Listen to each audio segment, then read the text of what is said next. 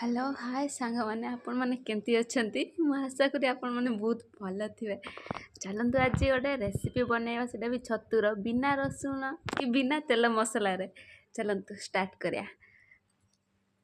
प्रथमे आम छतु को भलसे धोईदबा तापर धोई सारा काटिदबा काटिकी तापर पुणी थे ताको सानिटाइज करवा हलदी पानी रे।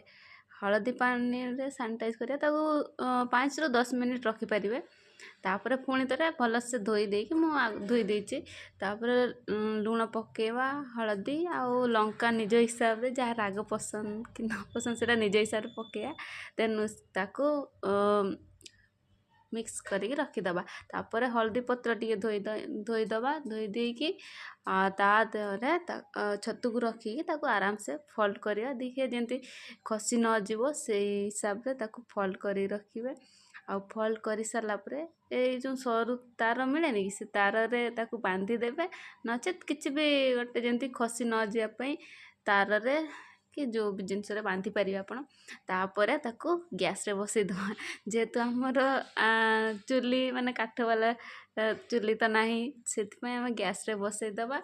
गैस रे बसई जिते एपट सेपट करके उल्टेबा हो गला ताको खाइबा। आपण भी टेस्ट करंतु किंती लागियो। एटा होची देसी छतु जोड़ा जंगल रे मिले नी नेचुरल तरीका रे।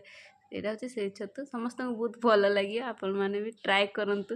यदि मो वीडियो भल लगे देन लाइक शेयर सब्सक्राइब करिए। Thank you.